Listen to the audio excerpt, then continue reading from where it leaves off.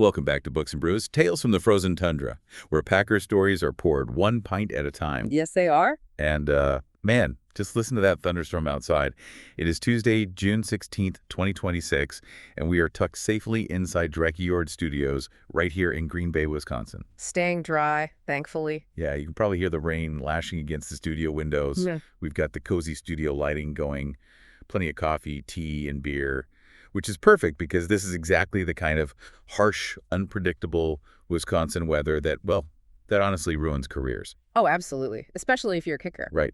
Specifically the careers of Green Bay kickers. Yeah. Which, we got to talk about rookie Trace Mack for a second. It's the perfect weather to frame that discussion, really, because the timeline for this kicking room right now, from rookie report day through mandatory minicamp, has been just incredibly tense. Yeah, it's been a roller coaster. It has. So Smack arrives as the new guy, right? Drafted in the 6th round. And right after the draft, the front office releases Brandon McManus. So suddenly the runway is completely clear for the rookie. Exactly.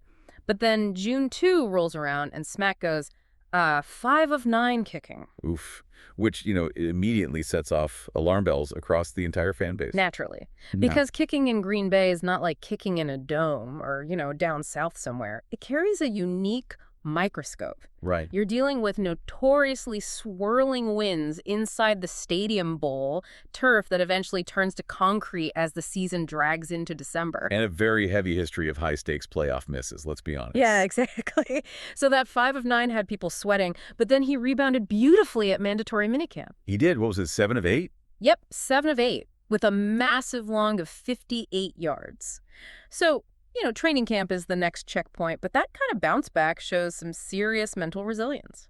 And I think that resilience under pressure, it perfectly sets up the theme for our deep dive today. Right. Because whether you are a rookie kicker trying to secure a job in the swirling winds or, a super fan out in the freezing cold, traditions are built under pressure. They are forged through one repeated, dedicated act at a time. Yeah, tradition isn't just some magical spell that falls from the sky. It's constructed. And usually it's constructed when it is deeply uncomfortable or physically difficult. Right. And if you've been following along with our series, our first deep dive explored the legends, and our second deep dive explored the voices behind the G. That was a fun one. It was.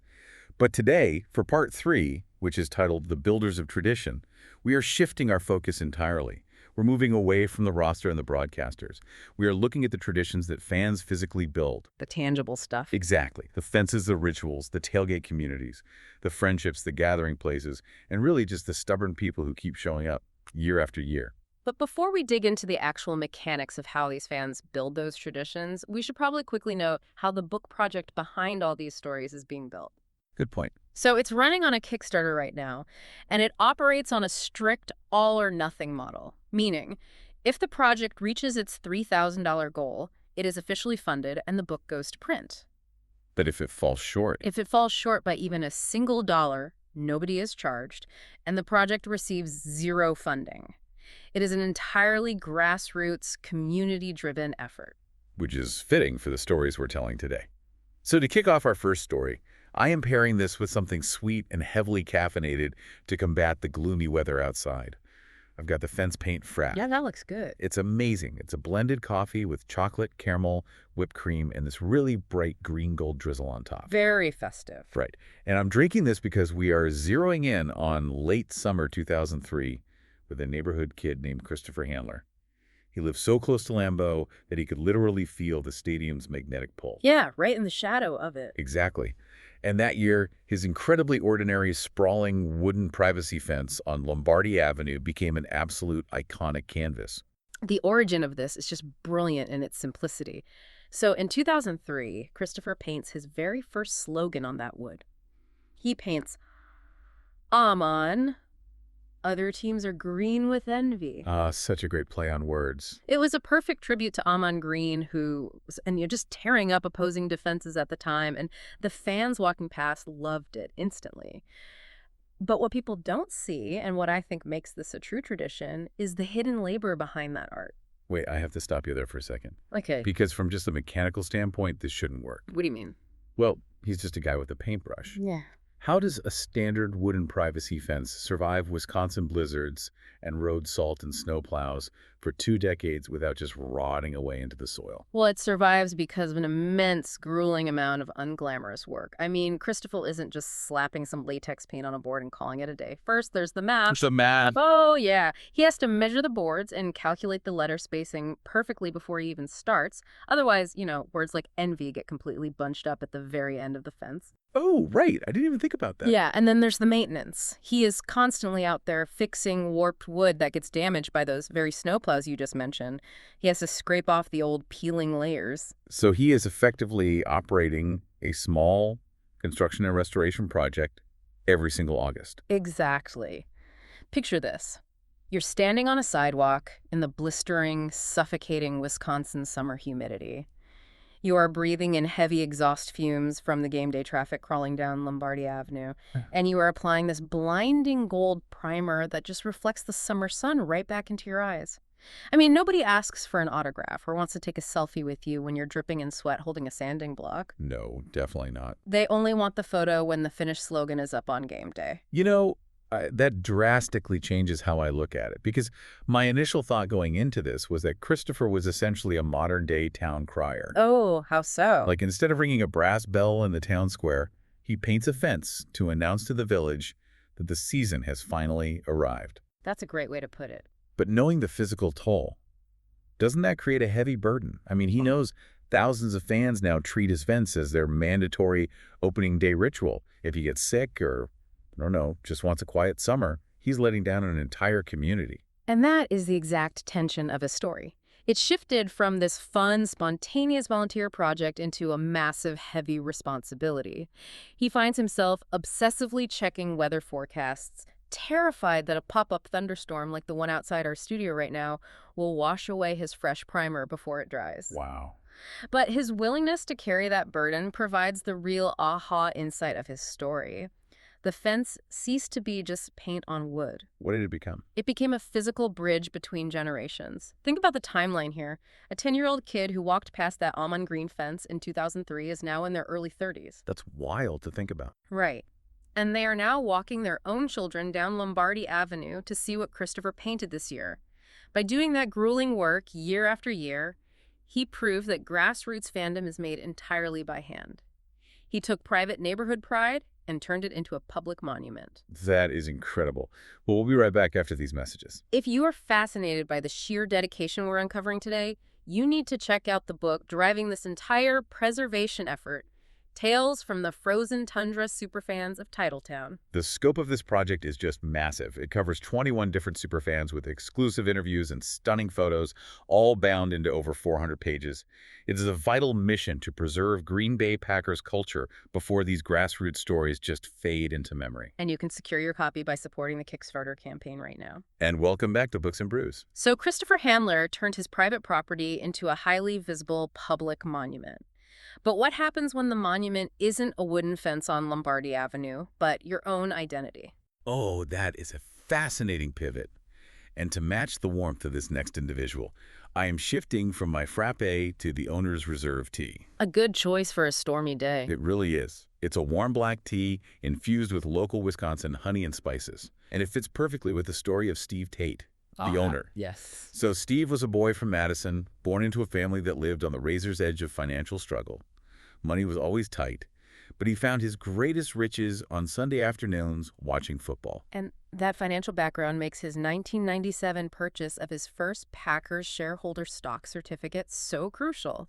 It fundamentally shifted how he viewed himself. How so? Well, he transitioned from being just a passive spectator to an active owner. And he certainly didn't do it quietly. I mean, we go to January 4, 1998. It's his birthday weekend, and it is brutally cold outside. Naturally.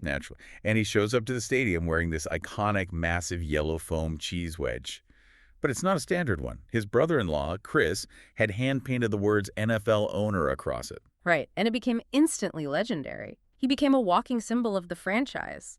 But the actual core of Steve's story isn't about foam hats or stock certificates at all. No, it's really not. It's about survival. The heaviest, most compelling part of Steve's journey is his battle with addiction and his road to recovery. There came a point where his dedication to the team was entirely eclipsed by his need to save his own life. That's heavy. Is. Steve had to walk away from the Packers entirely for a season, maybe more, because his sobriety mattered more than any game. He didn't just stop going to the stadium. He stopped watching on TV.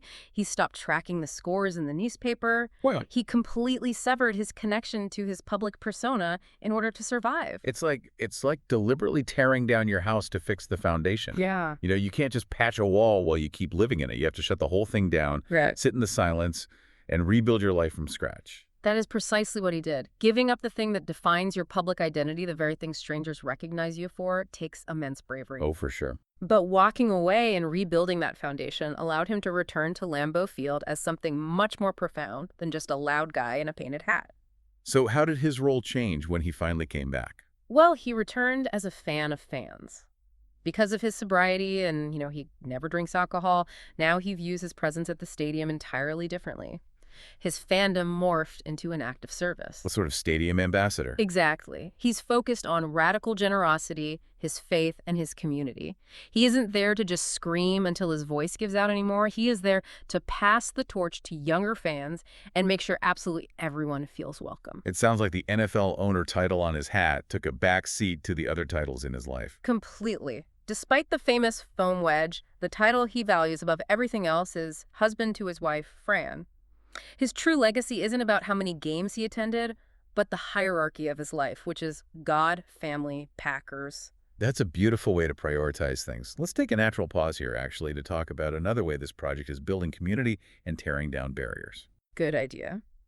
Inside Tales from the Frozen Tundra, there is a heavily featured section called Signs from the Frozen Tundra. Yes. It operates as a special ASL American Sign Language learning feature. And this was heavily inspired by Jeff Patton, who is known as the ASL Cheesehead, and the broader Deaf Packers community. Right, and the book actually helps readers learn practical signs. It promotes better communication, accessibility, and real inclusion so that more fans can connect directly on game day. Which is so important. It really is. So if you want to support this feature and the book, look at the reward tiers on the Kickstarter. They have the digital edition, the signed paperback, the signed hardcover, and the Cheesehead supported tiers. So many good options. Yeah. Welcome back, everyone. So we have the landmarks and we have the ambassadors, but, you cannot have a community of fans without a specific physical place for them to gather. We're moving from the individuals themselves into the absolute mecca of the parking lot. Oh, you're talking about Lot 1. I'm talking about Lot 1. And considering the storm raging outside Dreckyord Studios right now, I am cracking open a dark beer for this segment. This is a featured Hinterland brewery beer, brewed right across the street from Lambeau Field. Specifically, their Luna Coffee Stout. Perfect. Yeah, the local brewery scene and the stormy, unpredictable game day culture are so intertwined. There is a distinct magic to gathering in the freezing rain before kickoff. Which brings us to Scott Schwartz, the mayor of Lot 1. Yes, the mayor.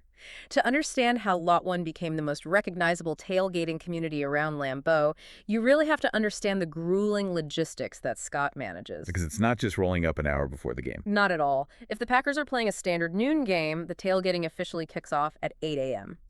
But to claim his specific legendary spot, Scott is getting in line between 5:00 and 6 a.m. Let's just paint that picture for a second. That means waking up at 4 a.m.